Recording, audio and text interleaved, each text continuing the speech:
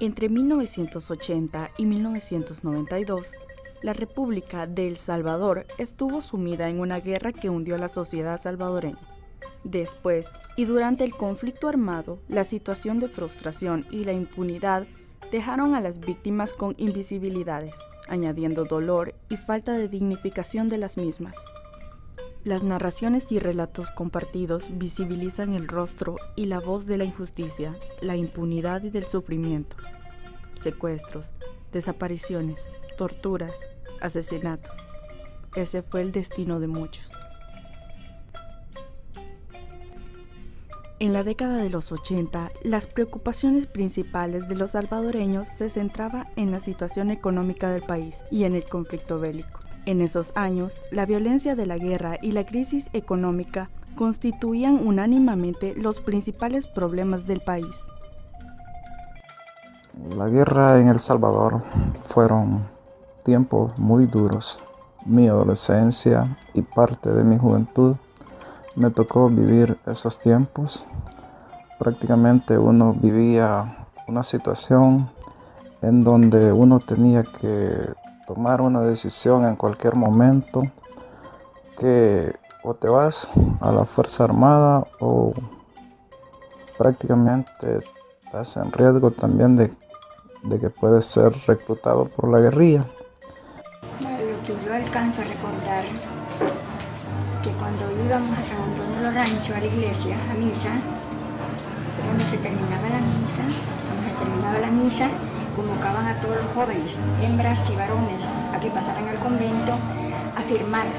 Y de ahí, a trayecto de agosto, septiembre y octubre, la guerrilla le dio 3 días a todo lugar de ahí, que desalojaran durante 3 días y que no regresaran jamás a sus casas. Y dejaban todo ahí tirado, como que eran locos, jalando las cosas, ¿verdad?, para las calles. Y entonces, de allí, que regresara a la casa a buscar sus cositas, lo mataban. Entonces ya la gente, ya todo despavorida, pues mi mamá se salió de ir a la casa con los niños. Cuando mi mamá regresó de venderlo, como a las 4 de la tarde, en un picas, vendieron una emboscada a los guerrilleros. A partir de la represión que había en esa época, cuando en los 80, toda gente que se oponía al gobierno a denunciar la represión, la injusticia, era considerada un blanco y lo más seguro que era asesinado o desaparecido. Si no vemos el caso de Monseñor Romero, porque al final él se convirtió en la voz de los sin voz, porque en ese momento no había quien más hablara por la gente pobre, ¿verdad? Todos los medios de comunicación estaban sometidos al sistema, al gobierno, a la dictadura, porque en esa época sí había una dictadura que eran las dictaduras militares, que ellos tenían control total, y todavía el poder económico sigue manteniendo el control de los medios. Entonces así fue como se tuvo que ir buscando territorios rurales, las montañas, lugares alejados de la zona urbana para organizarse como guerrilla. Se comenzaron a hacer acciones de recuperar armas. Ya tenía esa calidad de ejército, no era una guerrilla aislada o marginada. Incluso se tuvo el reconocimiento de varios países que éramos una fuerza guerrillera beligerante, legal, con razones suficientes para hacer la guerra. Incluso el mismo Cristiani, cuando firmó la paz, aceptó de que la guerra no fue producto de que un grupo de jóvenes resentidos se organizaron y se fueron a la montaña, sino que hubieron razones. Muchos le mataron a sus familiares, otros veían que a sus vecinos, sus amigos eran asesinados y la única forma era de responder ante una violencia despiadada como esa, era organizarse y formar una fuerza guerrillera armada para enfrentarse a la guardia, a la policía, a los batallones élites que después se formaron durante la guerra. Completamente sin nada, estamos aquí. Pedimos nosotros que se nos acuerden que nosotros, porque somos almas que sentimos, somos de carne y hueso. Ahí estamos todos refugiados como hemos podido, hemos salido. El Emmanuel no tiene un refugio porque ahí aventaron las bombas en la 13 de enero y dicen muchachos que se la van a tomar y que no salgamos. Hemos dejado todas las cositas así, hemos salido. Hay mucho fuego. Están tirando cañones de 105 milímetros a la gente civil. Creo que cuando terminó la guerra tenía como unos 25 años, pero yo pasé todo ese tiempo ilegal, porque sí, nosotros éramos un grupo que no nos sometíamos al sistema, pues éramos, la guerrilla era un grupo la idea nuestra era tomar el poder.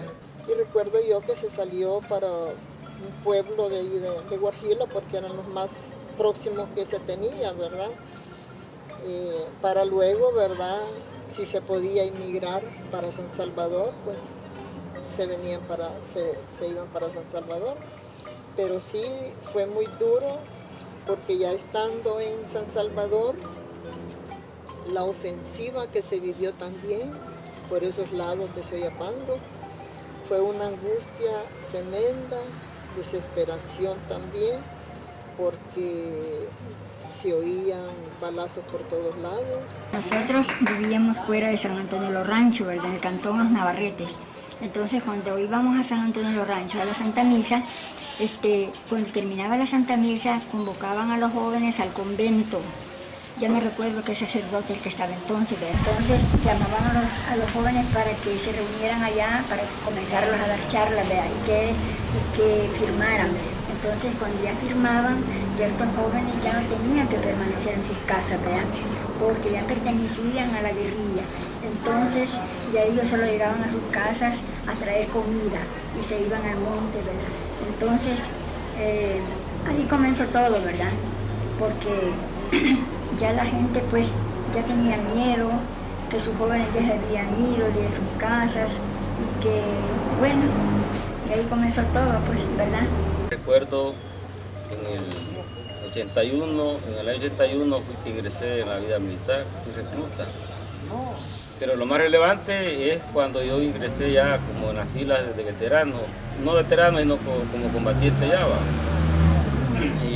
Y es cuando yo pues, inicié la parte del cabal de la guerra. Y más recuerdo en la ciudad de Tenancingo, por ejemplo, uno de los pueblos más conflictivos de El Salvador. Bueno, ahí yo no conocía de guerra, no conocía de nada. Nada más era como tenía a eso de un año quizás tenía el año quizás de estar en la vida militar. Nunca había salido a combatir, era mi primera experiencia. Resulta de que, bueno, nos llevaron al pueblo, relevamos unos soldados del mismo destacamento, que estábamos ahí. Como siempre, uno de humilde, pues, en la vida campesina, digamos, que uno quería andar con todo ahí en libertad, con su fusil, quería andar ahí, no sé, sin que sepa uno a qué lo lleva, pues. A mí me decían de apodo cacique. Yo me recuerdo que estuve en un barrio que le decían Copalchán, que le dicen, por cierto, a la par estaba el barrio que le decían El Pepeto, le dicen El Pepeto. Bueno, nosotros salimos y ya estacionados ahí hicimos la base, apoyamos las armas en las avenidas de aproximaciones, bueno, armas de apoyo, como decir la M60, el mortero 81, todo eso lo pusimos en las avenidas de aproximación. La orden de ataque de ellos era al empezar la canción y al terminar una canción era ya el ataque de todo. Entonces más me acuerdo que era de una canción de José Feliciano. Fue terminando la canción, empezaron las granadas, empezaron la M60, toda arma. Se oía como cuando celebraban los fines de años en los 70 y en los 80. Cabales ahora, desde las 12 de la noche. En el periodo de 1979 a 1989 se contabilizan alrededor de 70.000 muertos y más de 1 millón de personas buscó refugio en otros países.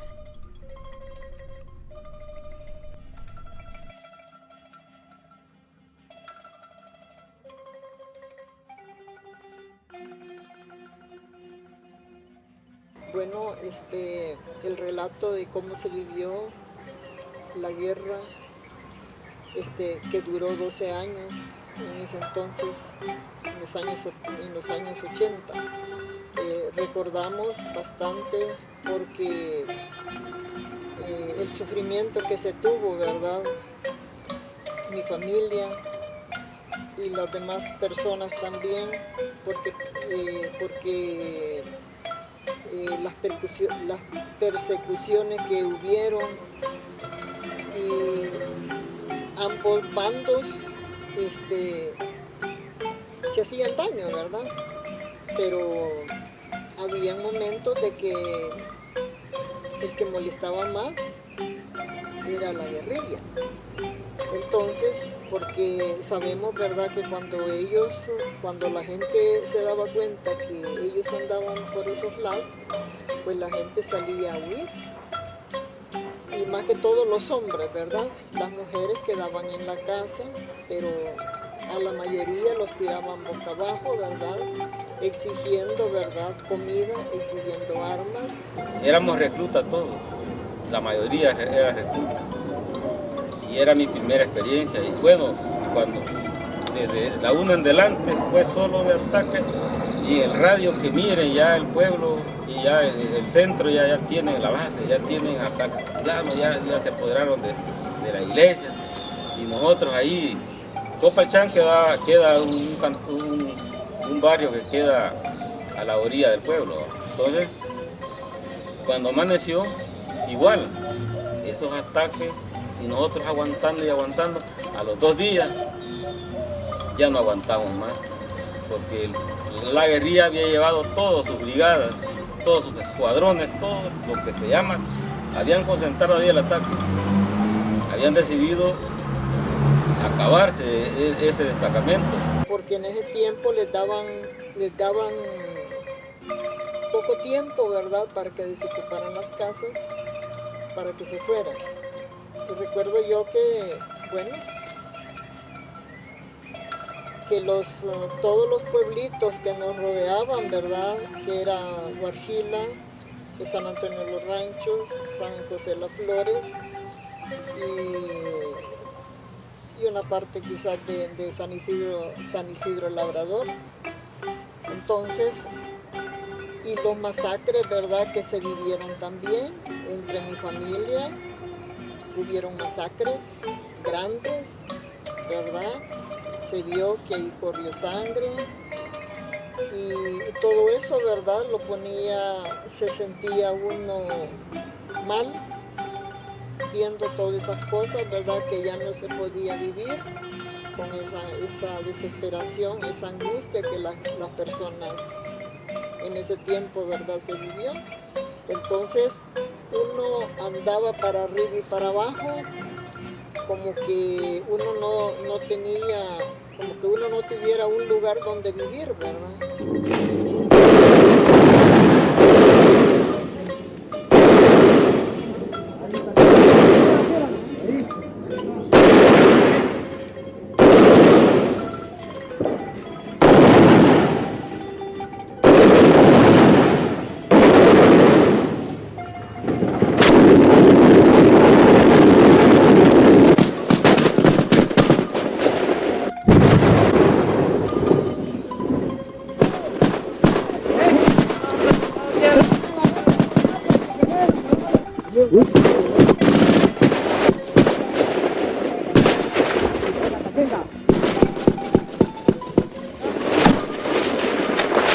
Las secuelas del conflicto armado continúan presentes en las personas que lo vivieron.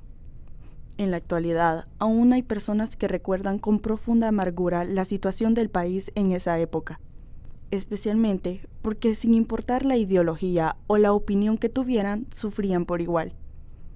Este documental es en memoria a las personas que fueron víctimas del conflicto armado en nuestro país.